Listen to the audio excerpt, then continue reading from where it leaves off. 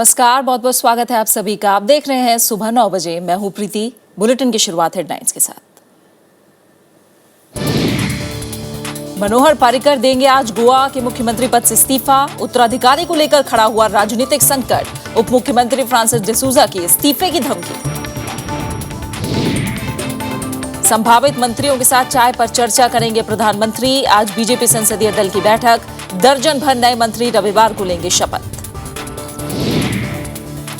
बीमा में विदेशी निवेश की सीमा बढ़ाने से संबंधित बिल शीतकालीन सत्र में हो सकता है पेश, वित्त मंत्री का भरोसा। विशाखापट्टनम हादसे की जांच में पुलिस भी शामिल। 4 लापता सैनिकों की खबर नहीं, मनोहर पर्रिकर ने की तीखी आलोचना। और अमेरिका का 1,500 और सैनिकों को इराक भेजने का फैसला। ओबामा ने आईएस के खिलाफ अभियानों के लिए अमेरिकी कांग्रेस से मांगे $5.6 अरब। मनोहर पर्रिकर के केंद्र में जाने के साथ ही गोवा में मुख्यमंत्री की कुर्सी को लेकर तनातनी शुरू हो गई है। उप मुख्यमंत्री फ्रांसिस डिसूजा ने अपनी दावेदारी पेश करते हुए कहा है कि अगर उन्हें सीट नहीं मिलती तो वो सरकार से अलग हो जाएंगे। गोवा में मुख्यमंत्री मनोहर पर्रिकर के उत्तराधिकारी को लेकर खींचतान शुरू हो गई है। बीजेपी के सामने उस समय संकट और गहरा गया जब राज्य के उप मुख्यमंत्री फ्रांसिस डिसूजा ने उन्हें नजरअंदाज करने की स्थिति में इस्तीफे की धमकी दे डाली। I am senior most person, and if I feel that junior most person is made a senior person above me, and I feel I shouldn't be doing myself justice. So it is better that I stay outside the government. Okay, but I am not out of the party.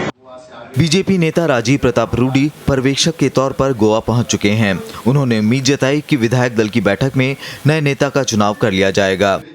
Manohar Parrikar जी अपनी cabinet में बैठ के इस्तीफा देंगे। उसके पश्चात विधायक दल का चुनाव होगा। विधायक दल के चुनाव के बाद नेता चुना जाएगा। नेता चुना जाने के बाद सरकार बनाने का हम दावा पेश करेंगे। मुख्यमंत्री पद के लिए स्वास्थ्य मंत्री लक्ष्मीकांत पार्सेकर, गोवा विधानसभा के अध्यक्ष राजेंद्र आर्लेकर और उप मुख्यमंत्री फ्रांसिस डिसूजा का नाम चर्चा में है। आज अगर विधायकों की बैठक में कोई नेता नहीं चुना जाता तो उसके बाद ये मामला संसदीय बोर्ड पर छोड़ दिया जाएगा और संसदीय बोर्ड ही इस पर अंतिम फैसला लेगा। Bureau report, Rajya Sabha TV. प्रधानमंत्री नरेंद्र मोदी अपने मंत्रिमंडल का पहली बार विस्तार और फिर बदल करने जा रहे हैं। इसी सिलसिले में आज बीजेपी संसदीय बोर्ड की बैठक हो रही है। रविवार को दोपहर 1 बजे कैबिनेट का विस्तार होना है। इसमें मनोहर पर्रिकर के अलावा कई और मंत्रियों के शपथ लेने की संभावना है। कैबिनेट में शामिल होने वाले करीब 1 दर्जन नए चेहरों के साथ प्रधानमंत्री नरेंद्र मोदी चाय पर चर्चा करेंगे। शपथ ग्रहण से पहले नए साथियों को चाय नाश्ते का निमंत्रण भेज दिया गया है। जिन लोगों को इसके लिए आमंत्रित किया गया है उनमें बिहार के नवादा से सांसद गिरिराज सिंह, पटना से सांसद रामकृपाल यादव का नाम शामिल है। वहीं महाराष्ट्र से सांसद हंसराज अहीर और पंजाब के होशियारपुर के सांसद विजय कुमार सांपला के भी मोदी सरकार में बतौर मंत्री शामिल होने की उम्मीद है। शपथ ग्रहण समारोह रविवार दोपहर 1 बजे राष्ट्रपति भवन में होगा।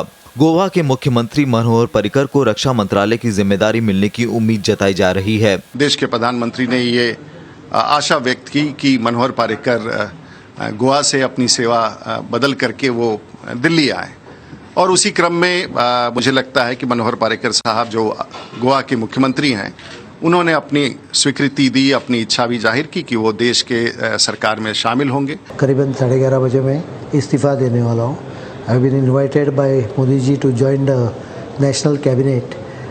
फिलहाल ये मंत्रालय अरुण जेटली संभाल रहे हैं।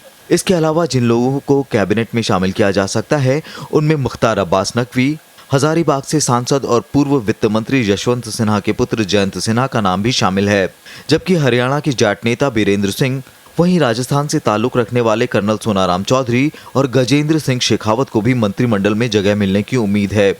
केंद्र में बीजेपी की सहयोगी शिवसेना और टीडीपी के कुछ सांसदों को भी मंत्रिमंडल में जगह मिल सकती है, जबकि कुछ राज्य मंत्रियों को कैबिनेट स्तर का दर्जा दिया जा सकता है। Bureau report, Rajya Sabha TV. सरकार बीमा संशोधन विधेयक को शीतकालीन सत्र में लाएगी। वित्त मंत्री अरुण जेटली ने कहा है कि उन्हें उम्मीद है कि इस सत्र में यह बिल पास हो जाएगा। लंबे समय से अटकी और विवादों में रहे बीमा संशोधन विधेयक के तहत एफडीआई की सीमा 26% से बढ़ाकर 49% की जानी है। संसद का शीतकालीन सत्र 24 नवंबर से शुरू होना है। अभी बीमा संशोधन विधेयक संसद की प्रवर समिति के पास है। विधेयक में शर्त है कि एफडीआई सीमा बढ़ने के बाद भी प्रबंधन का नियंत्रण भारतीय प्रवर्तक के पास ही रहेगा। सरकार ने कोल ब्लॉक नीलामी के लिए नीति तैयार कर ली है। केंद्रीय ऊर्जा और कोयला राज्य मंत्री पीयूष गोयल के मुताबिक जल्द ही आवंटन की प्रक्रिया शुरू हो जाएगी। सरकार कोयला अधिनियम को भी संसद के आगामी सत्र में पेश करेगी। दिल्ली में वैश्विक ऊर्जा प्रौद्योगिकी शिखर सम्मेलन के उद्घाटन के मौके पर केंद्रीय ऊर्जा और कोयला मंत्री पीयूष गोयल ने कहा कि देश में बड़ी आबादी आज भी अंधेरे में है और सरकार का लक्ष्य सभी को कम कीमत पर बिजली मुहैया कराना है। उन्होंने भरोसा दिलाया कि कोल ब्लॉकों की नीलामी प्रक्रिया पारदर्शी होगी। The rules are under framing and I would expect that by the end of this month you will see significant traction in the whole process. बीते दिनों सुप्रीम कोर्ट ने 1991 के बाद आवंटित 200 से ज्यादा कोयला खदानों को रद्द किया था। सरकार के मुताबिक कोयले के उत्पादन में कमी की वजह से बिजली उत्पादन पर असर न पड़े, इसलिए जल्द ही पारदर्शी प्रक्रिया से नीलामी पूरी की जाएगी। नव विक्रम सिंह, राज्यसभा टीवी। राज्यसभा की नियमों से संबंधित समिति ने भी प्रश्नकाल को 11 बजे की बजाय शून्यकाल के वक्त यानी 12 बजे किए जाने पर सहमति जताई है। इससे पहले 11 अगस्त को सदन की सामान्य प्रयोजन समिति ने प्रश्नकाल के समय को बदलकर दोपहर 12 बजे किए जाने की सिफारिश की थी। ये फैसला प्रश्नकाल की कार्यवाही में लगातार बाधा के चलते किया गया था। राज्यसभा के सभापति हामिद अंसारी की अध्यक्षता वाली सामान्य प्रयोजन समिति में सभी दलों के नेता शामिल होते हैं। संसद के 24 नवंबर से शुरू हो रहे सत्र के पहले इस बारे में अंतिम फैसला लिया जा सकता है। देहरादून की पूर्व मेयर मनोरमा डोबरियाल शर्मा उत्तराखंड से राज्यसभा की खाली सीट से कांग्रेस की उम्मीदवार होंगी। मनोरमा की उम्मीदवारी तय होने के साथ ही पूर्व मुख्यमंत्री विजय बहुगुणा इस दौर से बाहर हो गए हैं। उत्तराखंड के मुख्यमंत्री हरीश रावत ने कहा कि मनोरमा ने राज्य निर्माण आंदोलन में बड़ी भूमिका निभाई है। पार्टी हाईकमान ने उनके संघर्ष को देखते हुए उन्हें राज्यसभा के लिए चुना है। मनोरमा उत्तराखंड से राज्यसभा में जाने वाली पहली महिला होंगी। चुनाव आयोग ने सुप्रीम कोर्ट को आश्वस्त किया है कि आचार संहिता की वजह से जम्मू कश्मीर में पुनर्वास के कामों पर असर नहीं पड़ेगा। पैंथर्स पार्टी ने कोर्ट से राहत के कामों में बाधा को लेकर चुनाव टालने की मांग की है। इस बीच जम्मू कश्मीर और झारखंड में दूसरे दौर की अधिसूचना के साथ नामांकन भरने का सिलसिला शुरू हो गया। जम्मू कश्मीर में बाढ़ के बाद चल रहा राहत का काम चुनाव के बावजूद जारी रहेगा। चुनाव आयोग ने कहा है कि आचार संहिता की वजह से इसमें रुकावट नहीं आएगी। पिछले महीने सुप्रीम कोर्ट ने चुनाव आयोग से आचार संहिता में ढील देने के लिए जवाब मांगा था। इस मामले से जुड़े दूसरे पहलुओं पर 14 नवंबर को सुनवाई होगी। शुक्रवार को पैंथर्स पार्टी ने पुनर्वास काम जारी रखने तक चुनाव टालने के लिए पूरक याचिका दायर की। हजारों लोग आए मेरे पास, कहते जनाब हमारे घर उजड़ गए हैं, देखिए हमारे पास कोई राशन नहीं है और सरकार सिर्फ नेशनल कॉन्फ्रेंस और कांग्रेस के कारकुनों को ये बोचर दे रही है राशन का। ये मैंने कोर्ट को बताया। कोर्ट ने केंद्र से राज्य सरकार की 44,000 करोड़ रुपए के पुनर्वास पैकेज की मांग पर विचार करने को कहा है। दूसरे दौर में 2 दिसंबर को जम्मू कश्मीर की 18 सीटों के साथ साथ झारखंड की 20 सीटों पर मतदान होगा। Bureau report, Rajya Sabha TV. Visakhapatnam में गुरुवार रात हुए जहाज हादसे की जांच के आदेश दे दिए गए हैं। इस बीच गोवा के मुख्यमंत्री मनोहर पार्रिकर ने कहा है कि इस तरह की घटनाएं बर्दाश्त नहीं की जानी चाहिए। हादसे में एक सैनिक की मौत हो गई थी और लापता 4 सैनिकों का अब तक कोई पता नहीं चला है।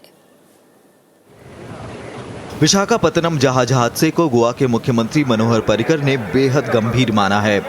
उन्होंने कहा है कि सैनिकों की सुरक्षा के साथ किसी भी तरह का समझौता नहीं किया जा सकता।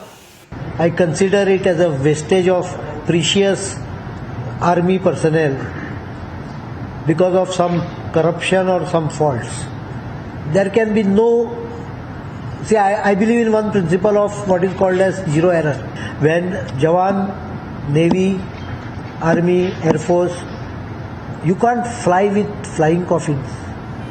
हादसे के बाद अपनी सेशल्स यात्रा बीच में ही छोड़कर आए नौसेना प्रमुख एडमिरल आर.के. धवन ने जांच के लिए एक बोर्ड का गठन किया है। इस बीच जांच में पुलिस भी शामिल हो गई है। के लिए रेस्क्यू ऑपरेशन जारी है। हम पुलिस 174 सीआरपीसी के प्रोसीडिंग्स इसमें कर रहे हैं। टॉर्पीडो रिकवरी वेसल यानी टीआरवी एक सहायक जहाज होता है जिसका इस्तेमाल बेड़े के जहाज़ों और पनडुब्बियों के अभ्यास के दौरान दागे गए टॉर्पीडो को इकट्ठा करने के लिए किया जाता है। दुर्घटना का शिकार टीआरवी हुआ जो पिछले 31 साल से नौसेना के बेड़े में था। पिछले 1.5 साल में नौसेना को 14 हादसों का सामना करना पड़ा है। पूर्व नौसेना प्रमुख एडमिरल डीके जोशी को बढ़ती दुर्घटनाओं के चलते ही इस्तीफा देना पड़ा था। Bureau report, Rajya Sabha TV. चुनाव आयोग ने 1984 के दंगा पीड़ितों को मुआवजा देने से जुड़ी खबरों पर गृह मंत्रालय को आड़े हाथों लिया है। आयोग ने कहा है कि मीडिया में आई खबरों का केंद्र सरकार ने खंडन क्यों नहीं किया। आयोग ने केंद्र सरकार को भविष्य में ऐसी घटनाएं नहीं होने का आश्वासन देने का निर्देश दिया है। 1984 के दंगा मुआवजे के मामले में चुनाव आयोग ने आदेश जारी किया है। इसमें आयोग ने केंद्र सरकार को फटकार लगाई है। आयोग का कहना है कि गृह मंत्रालय को मीडिया में आई खबरों का खंडन करना चाहिए था। आयोग ने कहा कि गृह मंत्रालय की ओर से इनकार नहीं किए जाने से संकेत गया कि वास्तव में ऐसा निर्णय लिया गया है। पिछले महीने खबरें आई थीं कि केंद्र सरकार दंगों में मारे गए हर व्यक्ति के परिजन को 5-5 लाख रुपए का ताज़ा मुआवजा देगी। इसके बाद आयोग ने गृह मंत्रालय से नोटिस जारी कर 3 नवंबर तक जवाब मांगा था। चुनाव आयोग के आदेश में कहा गया है कि गृह मंत्रालय का कहना है कि मुआवजे के बारे में कोई फैसला नहीं लिया गया है। Bureau report, Rajya Sabha TV. पूर्व केंद्रीय मंत्री और कांग्रेस के वरिष्ठ नेता पी चिदम्बरम ने कहा है कि यूपीए सरकार को 2G स्पेक्ट्रम के लाइसेंस सुप्रीम कोर्ट का फैसला आने से पहले ही रद्द कर देने चाहिए थे। एक कार्यक्रम के दौरान चिदम्बरम ने कहा कि कांग्रेस की अगुवाई वाली सरकार को कोर्ट के फैसले का इंतजार नहीं करना चाहिए था। चिदम्बरम ने यह भी कहा कि अगर सरकार ने यह फैसला लिया होता तो कांग्रेस की हालत इतनी खराब नहीं होती।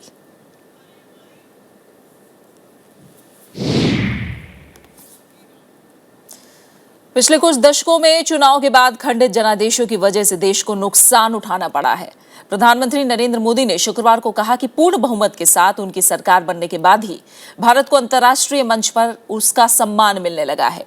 प्रधानमंत्री बनने के बाद पहली बार अपने संसदीय क्षेत्र वाराणसी पहुंचे प्रधानमंत्री नरेंद्र मोदी ने यह बात कही।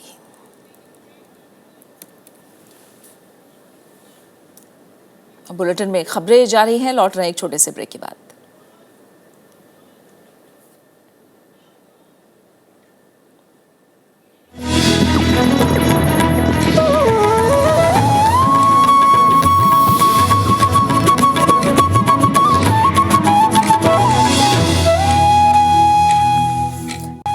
और आइए अब रुख कर लेते हैं कुछ अहम अंतर्राष्ट्रीय खबरों का। अमेरिका ने आईएस के खिलाफ इराकी सुरक्षा बलों की मदद के लिए 1500 गैर लड़ाकू सैनिकों को इराक भेजने का फैसला किया है। पेंटागन के मुताबिक ये सैनिक इराकी सैन्य बलों को प्रशिक्षण देने के साथ आईएस के खिलाफ अभियानों में उनकी मदद करेंगे।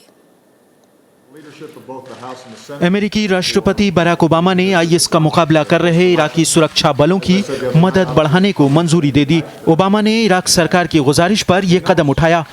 मिड टर्म चुनाव के बाद पहली बार ओबामा की कांग्रेस नेताओं से हुई मुलाकात के कुछ ही घंटों के भीतर इसका ऐलान हुआ। पेंटागन के मुताबिक अमेरिकी सैनिक इराकी सेना की 9 ब्रिगेडों और कुर्द पेशमर्गा लड़ाकों की 3 ब्रिगेडों को प्रशिक्षण देने के लिए इराक के कई इलाकों में ट्रेनिंग सेंटर स्थापित करेंगे। The Commander-in-Chief has authorized Secretary of Defense Chuck Hagel to deploy to Iraq up to 1,500 additional U.S. personnel over the coming months in a non-combat role to expand our advise and assist mission and initiate a comprehensive training effort for Iraqi forces. अमेरिकी सेना Baghdad और Erbil के आसपास 2 सहायता और परामर्श केंद्र भी कायम करेगी। अमेरिकी राष्ट्रपति ने आईएस के खिलाफ इराक और सीरिया में चल रहे अभियानों के लिए कांग्रेस से 5 अरब 60 करोड़ डॉलर की राशि मांगी है। इस बीच अमेरिकी सुरक्षा सलाहकार सुजैन राइस ने आईएस से निपटने के मुद्दे पर ईरान के साथ किसी तरह की बातचीत से इनकार किया। दरअसल अमेरिकी अखबार वॉल स्ट्रीट जर्नल ने खुलासा किया था कि ओबामा ने आईएस के मुद्दे पर ईरान के सर्वोच्च धार्मिक नेता आयतुल्ला अली खामनेई को पत्र लिखा है। The fact of the matter is that ISIL poses a threat not only to the people of Iraq and Syria, but to the broader region and to the United States and to Europe. And we are dealing with that threat, but we are not doing so in coordination with the government of Iran. उधर Iraq के धार्मिक नेता Ayatollah Ali Sistani ने कहा है कि सेना में भ्रष्टाचार से आईएस को मदद मिली और वो उत्तरी इराक के बड़े हिस्से पर कब्जा करने में कामयाब हुए। Bureau report, Rajya Sabha TV. Pakistan की तरफ झुकाव के लिए पहचानी जाने वाली पूर्व अमेरिकी राजनयिक रॉबिन रफेल को संघीय खुफिया जांच के दायरे में लाया गया है। ये खबरों के मुताबिक एफबीआई ने राफेल के घर और विदेश मंत्रालय में उनके कार्यालय की तलाशी ली और उन्हें सील कर दिया। छापेमारी के दौरान वो विदेश मंत्रालय में अफगानिस्तान और पाकिस्तान के लिए विशेष प्रतिनिधि कार्यालय में पाकिस्तान से जुड़े मामलों की सलाहकार की पद पर थी। पिछले हफ्ते ही विदेश मंत्रालय के साथ उनका कॉन्ट्रैक्ट खत्म हो गया। हालांकि अभी यह साफ नहीं है कि वो खुद जांच के निशाने पर हैं या नहीं। अमेरिकी विदेश मंत्रालय की प्रवक्ता जेन साकी ने कहा कि विदेश मंत्रालय कानून प्रवर्तन की एजेंसियों को सहयोग कर रहा है। अमेरिका की केंद्रीय बैंक की प्रमुख जेनेट येलेन का कहना है कि अगर विश्व अर्थव्यवस्था को जल्द से जल्द पटरी पर लाना है तो देशों को अपनी आर्थिक व्यवस्था को वित्तीय सहायता देनी होगी। 2007 से 2009 के बीच आए आर्थिक संकट का जिक्र करते हुए उन्होंने कहा कि उस समय ज्यादातर देशों में कई आर्थिक कदम उठाए और संकट से उबर गए, लेकिन इससे अर्थव्यवस्था में मंदी भी आई। अब जब आर्थिक स्थिति संभली है तब उसकी रफ्तार को तेज करने के लिए विश्व के देशों को अर्थव्यवस्था में निवेश बढ़ाना चाहिए। This sluggishness has been due in part to the severity of the financial shock associated with the crisis and the persistent headwinds to recovery in its aftermath. But the lack of fiscal support for demand in recent years also helps account for the weakness of this recovery compared with past recoveries. अमेरिकी राष्ट्रपति Barack Obama पर Republican नेताओं ने immigration व्यवस्था में बदलाव को लेकर कदम नहीं बढ़ाने का दबाव बढ़ा दिया है। मिड टर्म चुनाव के बाद पहली बार व्हाइट हाउस में ओबामा से मुलाकात में रिपब्लिकन नेताओं ने कहा कि ऐसे किसी भी कदम से साथ मिलकर काम करने की क्षमता पर असर पड़ेगा। रिपब्लिकन नेताओं ने कहा कि अगर इमिग्रेशन कानून में बदलाव जैसे कदमों पर ओबामा कांग्रेस को दरकिनार करते हैं तो दूसरे मुद्दों पर उन्हें द्विपक्षीय सहयोग मिलने में दिक्कत हो सकती है। हालांकि ओबामा ने सहयोग की उम्मीद जताई है। साथ ही ओबामा ने बेरोजगारी दर घटने पर भी खुशी जताई है। They'd like to see more cooperation, and I think all of us have the responsibility, me in particular, to try to make that happen. So we've now had 56 consecutive months of job growth. More than 10.6 million jobs have been created, and the unemployment rate now is down to 5.8%.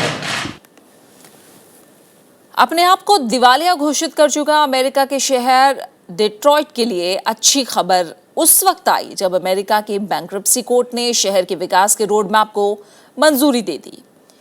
इस मंजूरी के साथ ही $7 billion के कर्ज की माफी मिल गई है। साथ ही $1.8 बिलियन की राशि शहर के विकास के लिए इस्तेमाल की जा सकेगी। पिछले साल जब अमेरिकी अर्थव्यवस्था मंदी के बुरे दौर से गुजर रही थी, तभी डिट्रॉइट शहर ने अपने आप को दिवालिया घोषित कर दिया था। We must empower and employ the long-suffering people of Detroit. Just as we will work through a plan of adjustment after bankruptcy, a plan for our people is critical. So while we celebrate our city's exit from bankruptcy, let's refocus our efforts on getting citizens back to work, making our streets and neighborhoods safer, and rebuilding our population by creating a thriving and growing city.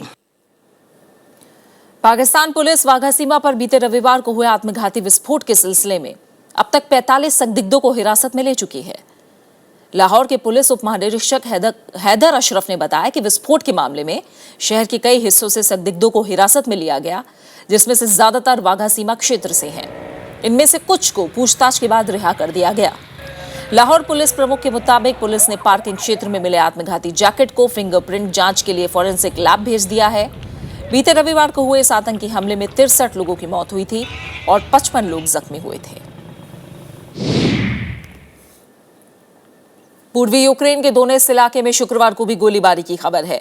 Ukraine सेना के मुताबिक पिछले 24 घंटों में उसके 5 सैनिक मारे गए हैं और 16 जख्मी हुए हैं। 5 सितंबर को हुए सीजफायर समझौते के बावजूद यूक्रेन के पूर्वी इलाकों में हिंसा जारी है। यूक्रेन का कहना है कि रूस की तरफ से 32 टैंक और 30 सैन्य गाड़ियां पूर्वी यूक्रेन की सीमा में दाखिल हुई हैं। सैन्य प्रवक्ता ने बताया कि ट्रकों में विस्फोटकों के साथ ही लड़ाके भी मौजूद थे। इससे पहले खबरों में कहा गया था कि यूक्रेन सरकार ने रूस समर्थक विद्रोहियों के खिलाफ नया अभियान शुरू किया है, लेकिन यूक्रेन ने इससे इनकार कर दिया। इस बीच अमेरिका ने भी यूक्रेन सीमा में रूस की ताजा घुसपैठ की खबरों की निंदा की है।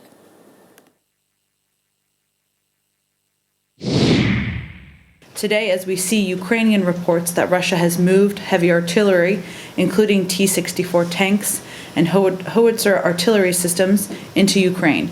If confirmed, the United States condemns this most recent incursion into Ukrainian territory.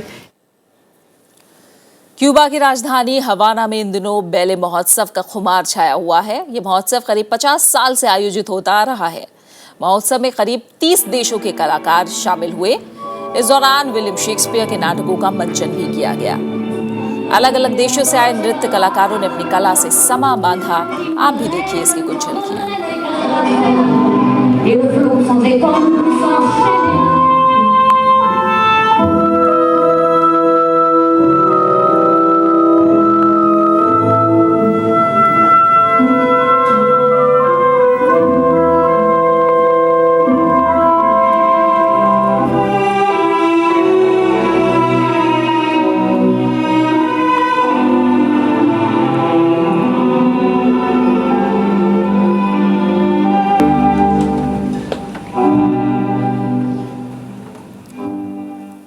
इस बार के बाल फिल्म समारोह के बच्चे प्रधानमंत्री के स्वच्छता अभियान को आगे बढ़ाते नजर आएंगे। Children film society of India द्वारा आयोजित किया जाने वाला राष्ट्रीय बाल फिल्म महोत्सव 14 नवंबर से शुरू हो रहा है।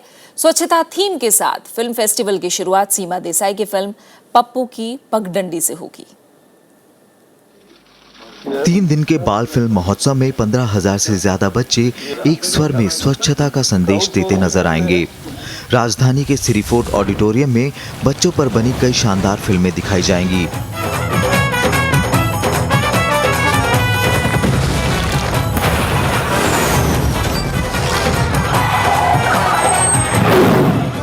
अमिताभ सिंह द्वारा निर्देशित बाल फिल्म द शॉर्टकट सफारी के प्रदर्शन में अभिनेता जिमी शेरगिल भी मौजूद होंगे।